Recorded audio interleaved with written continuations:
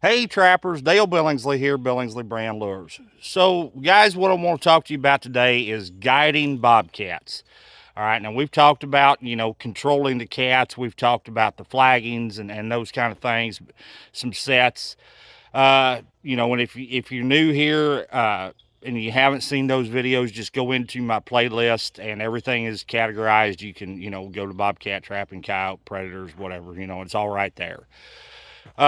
So anyway, I want to talk to you today about guiding bobcats to avoid coyotes. Last year towards the end of the season and into the spring, the bobcat market really took a big jump. They expect the same thing to happen this year.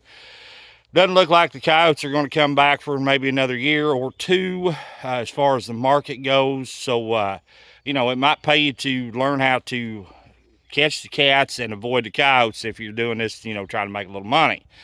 So anyway, let's flip this camera around and kind of get started here. All right, guys, so we've got a nice high bank situation kind of thing going on here. We've got our dirt hole dug back in there.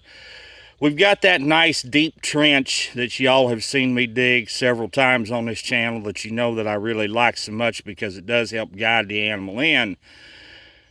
But like I said, you're going to catch coyotes too. The way to avoid that, there's actually a couple of different ways. My favorite way is right here with these sticks.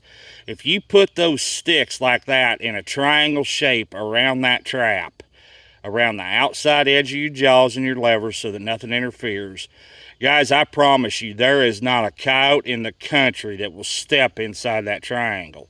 But a cat will put his big fat foot in there every time. That's just one way you can avoid the coyotes and still take the cats. Now, you will take an occasional gray fox doing this. Red fox will avoid it like the plague. Coyotes will avoid it like the plague. Cats and grays, you'll still catch a few coon. You'll still catch possums and skunks doing this. But if you want to avoid the coyotes, that's a good way right there to do it. All right, guys. Another good way to avoid those coyotes at this type of set is to crowd the living heck out of that trap with some big rocks. If you make things super tight like this, pretty good chance you're going to avoid that coyote really easily and still take the cat and still take the gray fox. Red fox are another one that are going to they're going to avoid this pretty well. It's a little too tight for them. Cats and grays will hug right in there, and you'll absolutely catch them. Kind of give you another view of that set with the rocks in there from back further. That way you can see that it's like I said, you tighten it up. If you tighten up your guiding, you're going to avoid the coyotes.